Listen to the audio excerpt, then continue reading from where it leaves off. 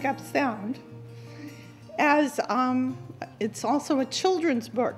Deborah Fraser does the illustrations. In the back, it has a statement by him that he told this story to his children around a campfire. So just pretend that Stafford's campfire is here. The animal that drank up sound. One day across the lake, where the echoes come now, an animal that needed sound came down. He gazed enormously, and instead of making any, he took away from sound. The lake and all the land went dumb. A fish that jumped went back like a knife, and the water died. In all the wilderness around, he drained the rustle from the leaves into the mountainside and folded a quilt over the rocks, getting ready to store everything the place had known. He buried thousands of autumns deep, the noise that used to come there. Then that animal wandered on and began to drink the sound out of all the valleys, the croak of toads, and all the little shiny noise grass blades make. He drank till winter, and then looked out one night at the stilled places guaranteed around by frozen peaks and held in the shallow pools of starlight. It was finally tall and still, and he stopped on the highest ridge just where the cold sky fell away, like a perpetual curve, and from where he walked on silently and began to starve. When the moon drifted over the night, the whole world lay just like the moon, shining back, that still silver, and the moon saw its own animal dead on the snow, its dark absorbent paws and quiet muzzle and thick velvet deep fur.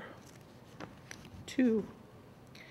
After the animal that drank sound died, the world laid still and cold for months, and the moon yearned and explored, letting its dead light float down the west walls of canyons and then climb its delight soundless way up the east side. The moon owned the earth. Its animals had faithfully explored. The sun disregarded the life it used to warm. But on the north side of the mountain, deep in some rocks, a cricket slept. It had been hiding when that animal passed, and as spring came again, this cricket waited, afraid to crawl out into the heavy stillness. Think how deep the cricket felt, lost there in such silence. The grass, the leaves, the water, the stilled animals, all depending on such a little thing. But softly it tried. Cricket, and back like the river from that one act flowed the kind of world we know. First whisperings, then moves in the grass and leaves, the water splashed, and a big night bird screamed. It all returned, our precious world with its life and sound, where sometimes loud and over the hill, the moon, wild again, looks for its animal to roam, still down out of the hills anytime, but somewhere a cricket waits. It listens now and practices at night. I decided that my transitional poem would be a pantoum, which uses lines from Stafford's work. And since we had the animal that drank up sound, we have what William Stafford heard. These are all lines from different poems. An owl sound wandered along the road with me. I didn't hear it. I breathed into it with my ears. Yellow pulls across the hills and thrums, like a twinge when sometimes they change the beat of the music. A wolf called call lifted slowly, teasing farther than the air extended. Yellow pulls across the hills and thrums. Frog discovers their national anthem. A wolf call lifted slowly, teasing farther than air extended. Throngs of birds campaigned, their music a tent of sound. Frogs discover their national anthem. The silence back of all sound is called sky. Throngs of birds campaign, their music a tent of sound. Good dogs, something that they hear, they don't really want you to know. The silence back of all sound is called the sky. All things, even rocks, make a little noise. Good dogs, something that they hear, they don't really want you to know. The little car radio drinks and drinks whatever comes out of the sky. All things, even rocks, make a little noise. Like a twinge when sometimes they change the beat in the music. The little car radio drinks and drinks whatever comes out of the sky. An owl sound wandered along the road with me. I didn't hear it. I breathed it into my ears. So that was my homage, I suppose. And this is the closest I could come. I spend a lot of time dealing with the natural world. I live in Gaston, which is right down the road.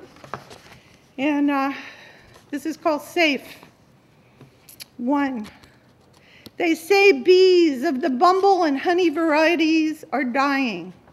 And I remember the hive I kept for several years, treated with antibiotics even then because they said to, and I always followed instructions. I passed them along to a farm when they grew and became 3 hives. I climb the ladder, install a bat house, even though a farmer says it's hard to get them to move in. Have heard they're dying, something about white noses.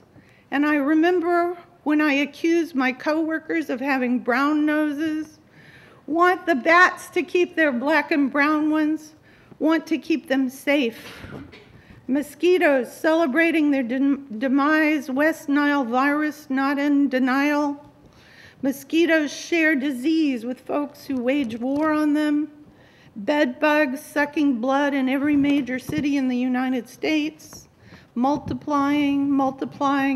Many of us have contaminated blood. Some share, get sick, spray bugs, kill some. Wars and rumors of wars, responsibility and balance, somehow incongruent. Home for us all, big blue marble, water for us all. Safe is all we want.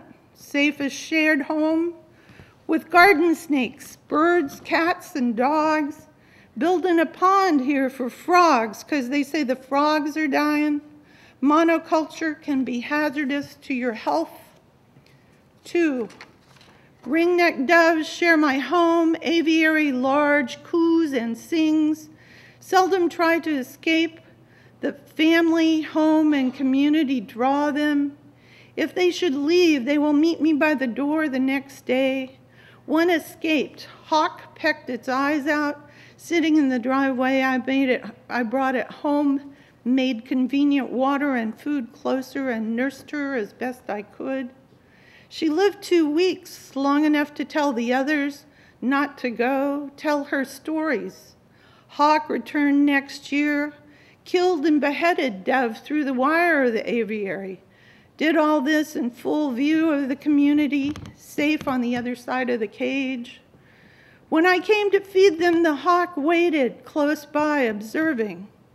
I knew she stayed for a reason, found her quarry headless, placed it outside on a fence post where she claimed it, left. Now when I feed them, they light on my arms, don't move when I reach for them. Understand, I'll keep them safe. Other generations try less and less to get out. They are home. I am part of the dove mother's story now. 3, Safe is that place we all look for. Safe is becoming harder to find. Safe is not a metal box with a lock. Safe is community. Safe is home without the hawk. Thank you.